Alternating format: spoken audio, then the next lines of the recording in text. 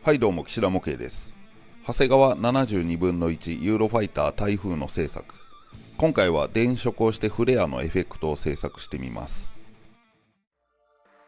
前回の動画で飛行姿勢で制作することにした台風。ただこれだけではちょっと芸がないので、あるものを追加してみようと思います。まずはその前に、前回中途半端なところで終わってしまった機体の方にレドームなど残りのパーツを取り付けて形にしていきます。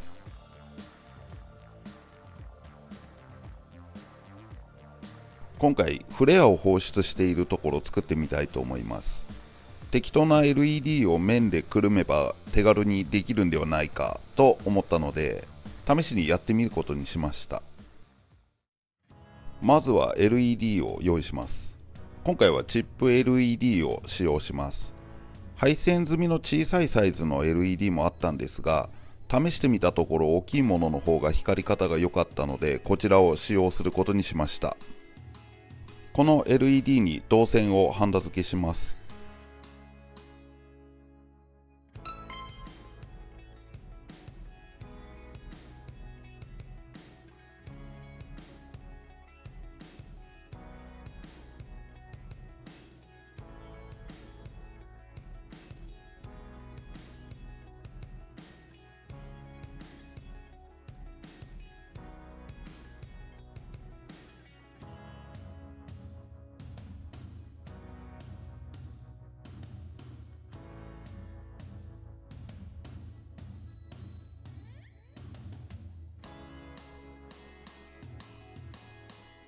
ハンダを使うの久しぶりだったのでちょっと心配でしたが、無事このように点灯しました。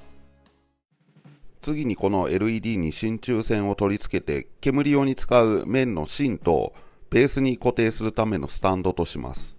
取り付けには UV クリアレジンを使用しました。導線は真鍮線に巻きつけて、ところどころ瞬間接着剤で固定しておきました。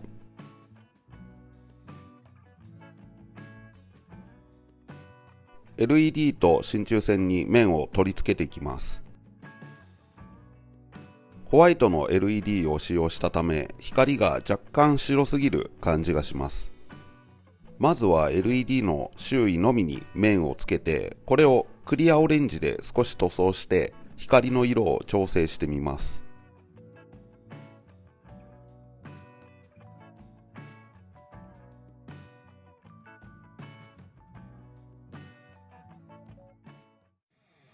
あとはこの面をほぐして取り付けていきます。固定には水で溶いた木工用ボンドを使用しました。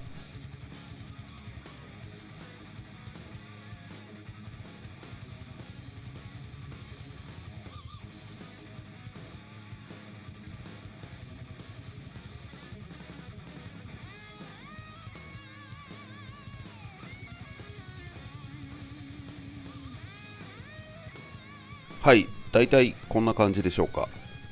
結構雰囲気出ていると思います。ベースに仮付けしてレイアウトを確認してみます。今回はフレアを2つにしようと思うので、もう1つ同じように製作しました。LED の電源についてなんですが、今回は電池を使います。電池のホルダーとスイッチを用意しようと思ってたんですけど、100均のちょっとした照明器具的なものが流用できないかなと思ってちょっと探しに行ってみました。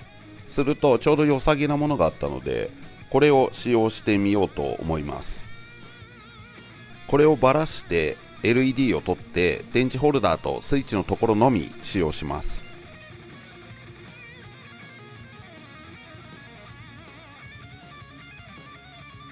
この電源は台風本体が完成して展示台を製作する際に LED の配線と接続します。とりあえずまだ仮の状態ではありますが、こんな感じになる予定です。思いのほかいい感じなんではないかなと思いますが、どうでしょうか。それでは続きはまた次回ということで、今回もご視聴ありがとうございました。また次回。